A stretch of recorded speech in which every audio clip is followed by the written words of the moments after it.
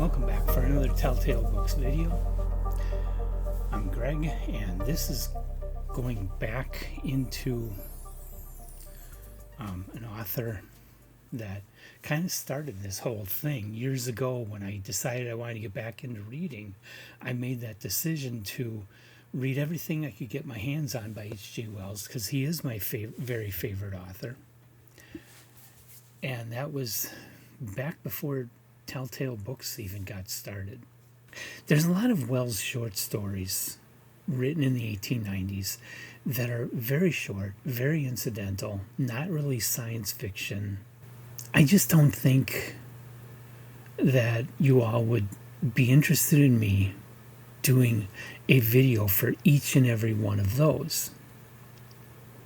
So I'm trying to focus with Wells, because there's so many, and because I've already read them all, but they're already fading in memory, so I'd have to go back and reread them all. I've made the decision to just touch on certain ones. And there is one that I happen to have just reread. I reread it this evening, although I've read it probably 4 times previously at least. And that is The Star, which was published on November 21st, 1897, in a magazine or newspaper, or whatever they called it back then, called The Graphic in England. That was its very first appearance. Reason I reread The Star is kind of interesting. At least I think so. Maybe you're falling asleep right now, but I don't know. I'll take a gamble and say that this is kind of interesting, because it has to do with what I'm doing my entire journey through fiction and through literature. And I was thinking recently, I've read a lot of science fiction. I know a lot about science fiction. I've been reading horror recently and learning quite a lot about horror. But when it comes to fantasy, okay, I've read Lord of the Rings. Okay, so I've been thinking, well, I don't know a lot about fantasy. Is there much of anything that doesn't fit that mold of either canon or Lord of the Rings? And I don't know. I haven't heard of it. So I felt I better investigate. And of course, I know of some proto-fantasy works that, of course, I want to make part of this investigation. But another thing I did was that the Vandermeers did this really convenient big book of classic fantasy. And they published another one, the big book of modern fantasy. And if I can't get a really solid education in the history of fantasy literature from these 2 books, then I'm doing something wrong. Although there are a lot of other works outside of these books that I want to read, those books do cover a lot of the bases. And while I was in Amazon, they had The Weird by the Vandermeers, which is, it's not exactly horror. It's more borderline horror, more like Kafka type stuff. Weird. And I've always wanted that book. I've known about that for quite a few, at least 5 years now, and I've been wanting it. And I thought, what the heck, I'll go ahead and buy it. And, of course, there's the big book of science fiction, which I've been wanting to get ever since I heard of this one about 5 years ago. So I just bought them all at once. I wish they were hardcover, though. This is floppy. It's easy to read, but it's not going to hold up over time. It's going to fall apart, especially reading the whole thing. So I'm going through all 4 of these books, but mostly through the classic fantasy and modern fantasy as part of that fantasy project. But I'm also going to go through the weird, and I'm going to go through the big book of science fiction. And since the very first story in the big book of science fiction is The Star by H.G. Wells, I thought, perfect place to start this off, because I hadn't done a video review of The Star yet, and it's one of Wells' major short stories. I really wanted to get that in the listing of reviews we have done. So I reread it in the Big Book of Science Fiction. I mean, I've read the story, like I say, I think 4 times previous to this, and liked it. But I sat down this evening and I read this story. And one of the signs of a great story, and one of the signs of a writer that you truly love, is every time you sit down and reread their story, you get something new out of it. And The Star is a short story. There's not a whole lot of deep philosophy to this thing, but among Wells's works, I liked it, but never really paid a lot of attention to it. This time I sat down and read it, and I thought, wow. I mean, something I've noticed in other works, reading through all of H.G. Wells, is that I really like Wells's writing style. I like his descriptions.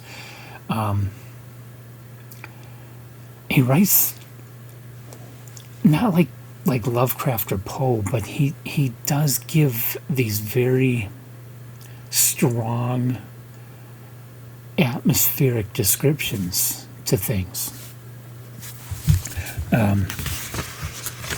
Let's see if I can illustrate what I'm trying to talk about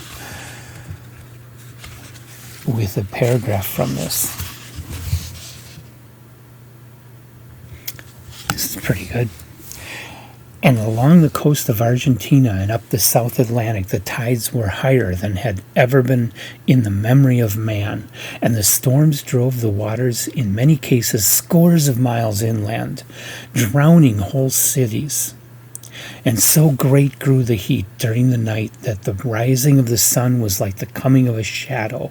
The earthquakes began and grew until all down America, from the Arctic Circle to Cape Horn, hillsides were sliding, fissures were opening, and houses and walls crumbling to destruction. The whole side of Cotopaxi slipped out in one vast convulsion, and a tumult of lava poured out so high and broad and swift and liquid that in one day it reached the sea.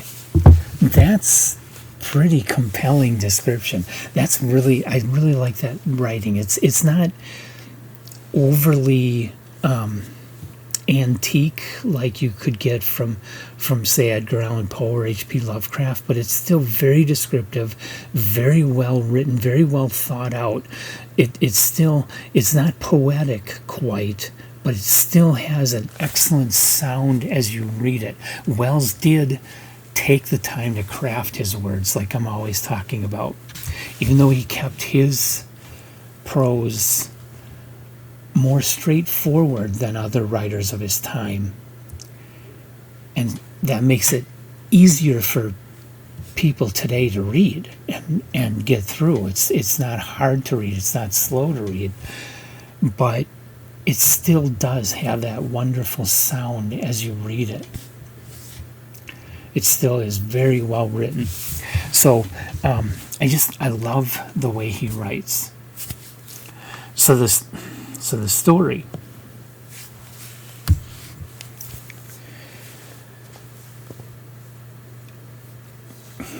Scientists notice something wrong with the orbit of Neptune, as if something gravitational were acting on Neptune. And before long, they spot a distant light, like a distant star, but it's just a really big planet. And it's heading into the solar system, toward Neptune.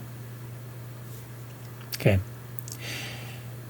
It collides with Neptune, causing a big fiery crash. The two planets fusing together and lighting up. They're on fire, because the the energies of two planets colliding, things would like melt and be on fire. It would be a big fireball for at least a while. So the two planets together, fused together in flames, head into the solar system towards the Earth. They're not sure if it's going to hit the Earth or not. The passage I read was from when it was getting close to the Earth. I'm not going to spoil it to you. Go and read the story. You'll enjoy it. The science is mostly still accurate. I don't think Wells knew that Neptune was a gas giant, but it is. 1897, I don't think they knew that. That's why he talks about the planets fusing into a fireball like that. Or I don't know, maybe a large enough planet hitting a gas giant would still do the same thing. I'm not enough of a physicist or a chemist to be able to tell you, but I just kind of think that bit of science is a little off. But the rest of it seems pretty accurate. Now, I don't think Wells went and plotted out the mathematics of the orbits and, all those mechanics to figure out how it would come in. I think he just took artistic license with that. But he didn't, that I could tell, I don't think he said anything that was glaringly inaccurate. And the way he describes the effect on the Earth as the star was getting closer, yes, accurate. And Wells was not the first to talk about this sort of thing. Of course, later novels that would be written are like When Worlds Collide, which was made into a great movie.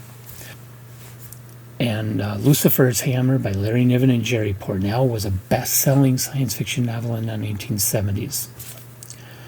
But those came after. But there were a couple that came before H.G. Wells, mainly Omega by Camille Flammarion, which I want to track down and read.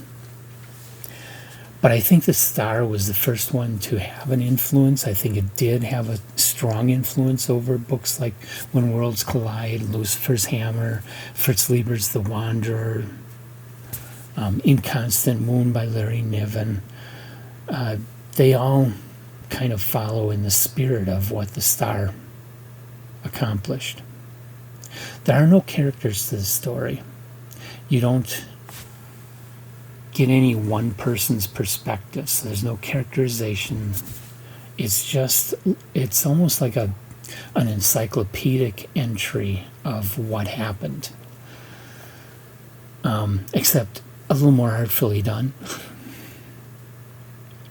And so the whole thing is just narrative all the way through, describing this thing as the events happen and describing what's happening all around the Earth. But it's brilliant. It is great. This is a top tale.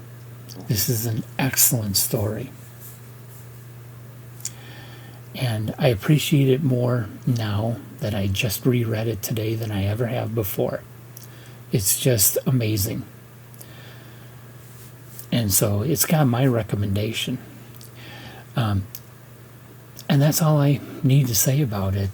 If you've read it, please leave comments. And come back and see more of H.G. Wells and all the other authors I'm talking about. And I'll see you when we're back.